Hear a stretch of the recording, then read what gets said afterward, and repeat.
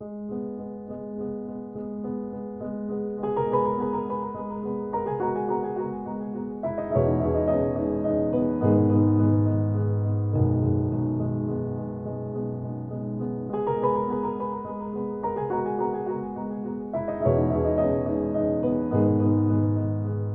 is tough, and it's not just like I have an addiction to a pill. There's psychosocial issues, there's emotional issues, there's behavioral health issues. It's very, very complicated. They burn bridges with family and friends, and the opioid problem causes patients to lose their jobs, so they lose health care, so they have to use the emergency department because there's nowhere else for them to go. It's a massive problem. We give them temporary solutions such as Narcan, but as nurses, it is very distressing because it is something we cannot prevent outside of here. Sometimes there's the ethical issue. If this patient keeps overdosing, are we helping them by getting them back each time? Is there something else that we can do out in the community so they don't get to that point? We need to do a better job of educating people about that addiction, but also, have, more resources and push people to getting that help. Historically, if a patient came in as a result of an opiate overdose, we could give them all the information in the world about treatment programs that exist, but they had to be the one that reached out to establish care. I think that's a little unrealistic.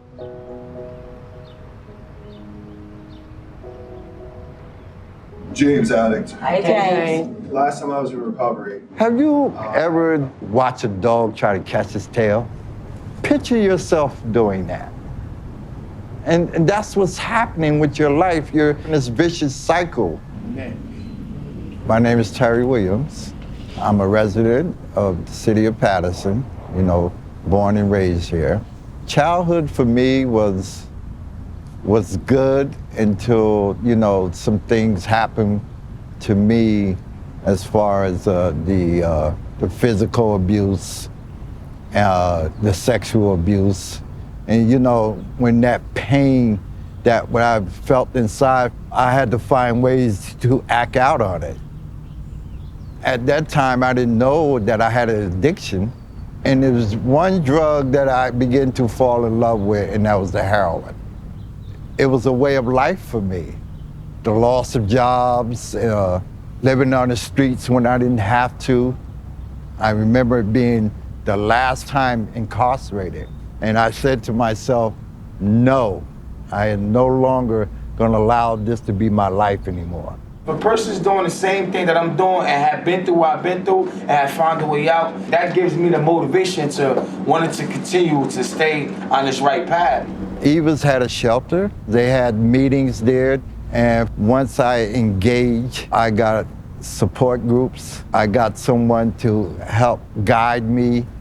My way of giving back is to help people and do bedside interventions. We have this idea called a warm handoff, where we're not just sort of sending somebody off on their own. A warm handoff means I'm handing you to somebody else who's going to continue your care.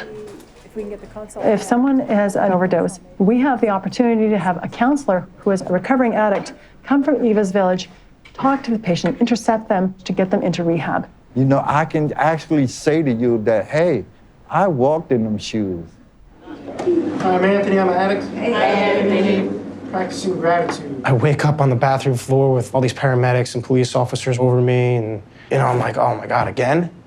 Because I overdosed before, with my dad over me, crying over my body, and I just got the chills. And they took me to St. Joseph's Hospital, and all I wanted to do was get out of there. For some reason, this nurse that helped me out convinced me to wait it out. Stay till the morning, wait for someone to come talk to me. Don't give up on yourself. I was at a really low point in my life, and I thought I would never get out of it. And by continuing at Eva's Village, it kept my hope high that I can actually do this. To see an individual that's walking on that same journey that I'm walking on, that is the greatest feeling in the world, to say, hey, maybe I can go out there and save another one. It's a 30-something-year-old male who was found in his car today. Society is now starting to get educated of what's going on. One guy came up to me and he said, "You saved my life. You gave me some Narcan and you got me here into recovery." I said to him, "Well, how did you get addicted to opioids?" And he says, "You know what, it's a funny story, Doc. I came in with a shoulder injury and you gave me a prescription for Percocet and I never stopped." Emergency physicians only prescribe 8% of the opioids that are prescribed in the country, but many of the first doses are given in the emergency department. Our Alto program is designed to treat people with acute pain without using addictive drugs like opioids.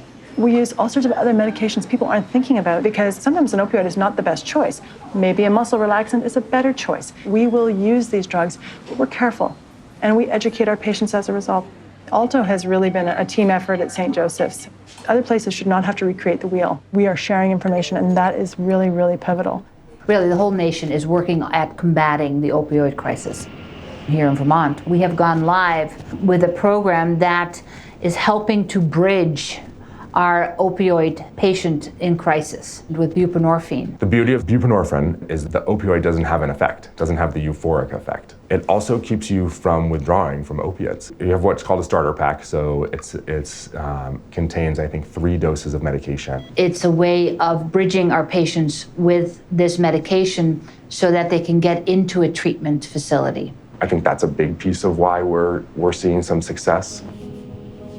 Every person that comes in with an opioid problem has a mother, father, sister, a friend. It's not just that person. There's so many people around them that are affected.